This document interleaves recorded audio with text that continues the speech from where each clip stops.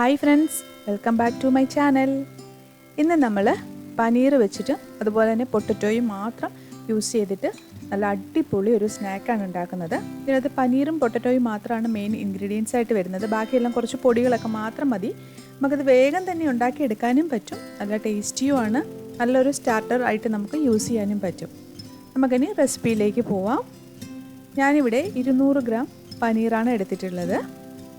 നമുക്ക് ഇനി ഈ പനീർ ഒന്ന് ചെറിയ ചെറിയ പീസസ് ആക്കണം. ഞാനിത് ആദ്യമേ നടുവേ ഒന്ന് മുറിച്ചതിന് ശേഷം അത് പീസസ് ആക്കുകയാണ്. ഏകദേശം ഒരേ വലിപ്പത്തിലുള്ള പീസസ് ആക്കി എടുക്കണം. നമുക്ക്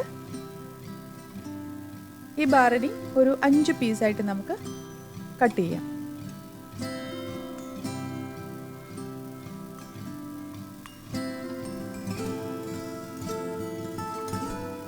നമ്മളിപ്പോൾ ഇതെല്ലാം കട്ട് ചെയ്തെടുത്തിട്ടുണ്ട്. ഇനി മറ്റേ പീസും കൂടി നമുക്ക് നന്നായിട്ട് കട്ട് ചെയ്തെടുക്കാം. ഇങ്ങനെ നമുക്കിപ്പോൾ ടോട്ടൽ 10 പീസ് നമുക്ക് കിട്ടിയിട്ടുണ്ട്.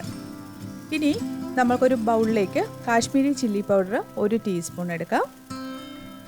ചില്ലി ഫ്ലേക്സ് ഒരു 1/2 ടീസ്പൂൺ, പെപ്പർ പൗഡർ ഒരു 1/2 teaspoon, chat masala 1/2 teaspoon, ginger garlic paste ഒരു 3/4 ടീസ്പൂൺ എടുക്കാം. ആവശ്യത്തിന് ഉപ്പ്. ഇനി വേണ്ടത് ബട്ടറാണ്. ഇത് നമ്മൾ റൂം ടെമ്പറേച്ചറിലുള്ള ബട്ടർ എടുക്കുക. 1 ടീസ്പൂൺ എടുത്താൽ മതിയാവും. ഇനി വേണ്ടത് 1 ടീസ്പൂൺ കോൺഫ്ലോർ ആണ്. ഇനി ഇതെല്ലാം കൂടി ഒന്ന് നമുക്ക് മിക്സ് ചെയ്യാം. ഇത്രയും പൊടികളാണ് നമുക്ക് വേണ്ടത്. ഇതെല്ലാം കൂടി നമുക്ക് നന്നായിട്ടൊന്ന് മിക്സ് ചെയ്ത് കൊടുക്കാം. ചില്ലി ഫ്ലേക്സ്, മുളക് പൊടിയൊക്കെ നിങ്ങൾക്ക് എരിവിനനുസരിച്ച് ഇടാം. ഞാനിപ്പോൾ എടുത്തേക്കുന്ന 200 ഗ്രാം പനീറിന് ഇത് കറക്റ്റായിട്ടുള്ള എരിവായിരിക്കും. ഇപ്പോൾ പൊടികളെല്ലാം കൂടി നമ്മൾ നന്നായിട്ട് മിക്സ് ആയിട്ട് വെച്ചിട്ടുണ്ട്. ഇനി നമുക്ക് നമ്മൾ നേരത്തെ കട്ട് ചെയ്ത് വെച്ചിരിക്കുന്ന പനീർ ക്യൂബ്സ് ഇതിലേക്ക് ഇട്ട് കൊടുക്കാം. ഈ മിക്സിന് നമുക്ക് പനീർ ക്യൂബ്സിലെല്ലാം അപ്ലൈ ചെയ്ത് കൊടുക്കണം. ഇതുപോലെ നന്നായിട്ട് തേച്ച് പിടിപ്പിക്കണം. മസാലയുടെ ഫ്ലേവർ എല്ലാം ആ പനീർ ക്യൂബ്സിലേക്ക് വരണം. അതിന് വേണ്ടിയിട്ട് നമുക്കിത് നന്നായിട്ട് ഇതിൽ തേച്ച് പിടിപ്പിക്കാം.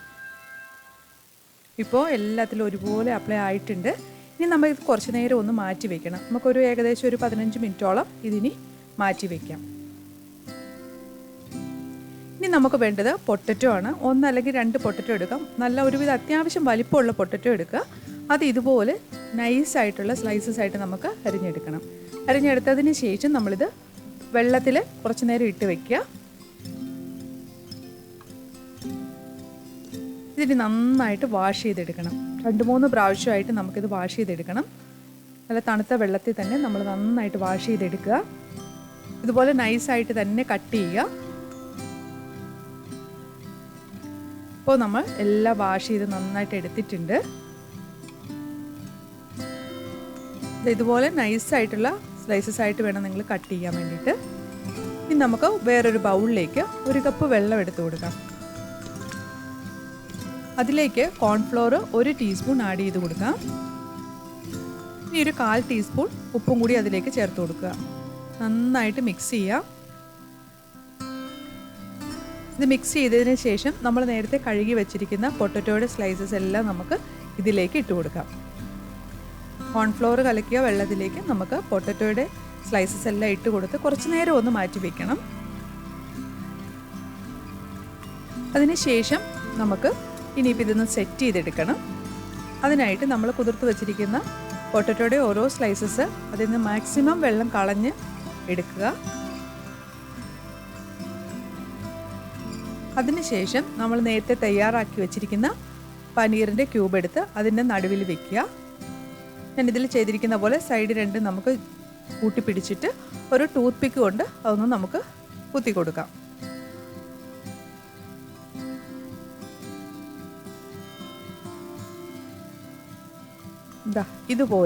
ഇതുപോലെ നമുക്കിനി എല്ലാ പീസസും സെറ്റ് ചെയ്തെടുക്കാം. ഇപ്പോൾ ഞാൻ പനീറിൻ്റെ എല്ലാ ക്യൂബ്സും ഇതുപോലെ പൊട്ടറ്റോയുടെ സ്ലൈസ് വെച്ചിട്ട് ഞാൻ സെറ്റ് ചെയ്തെടുത്തിട്ടുണ്ട്. നമുക്കിത് ഇനി ഫ്രൈ ചെയ്താൽ മാത്രം മതി. കുറച്ച് ഓയിൽ ചൂടാകാൻ വയ്ക്കുക. ചൂടായി അതിന് ശേഷം ഓരോ പീസസായിട്ട് നമുക്ക് അതിലേക്ക് ഇട്ട് കൊടുക്കാം. തീ കുറച്ച് വെച്ച് തന്നെ നമുക്ക് വേവിച്ചെടുക്കാം.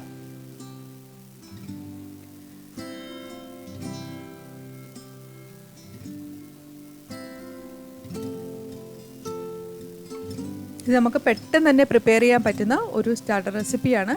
എല്ലാവരും ഒന്ന് ട്രൈ ചെയ്ത് നോക്കുക. ഇപ്പോൾ നമ്മുടെ പൊട്ടറ്റോയും നന്നായിട്ട് ഫ്രൈ ആയിട്ടുണ്ട്, പനീറും മസാലയെല്ലാം നന്നായിട്ട് ആയിട്ടുണ്ട്. ഇനിയിപ്പോൾ നമുക്കിത് എണ്ണയിൽ നിന്ന് എടുക്കാം.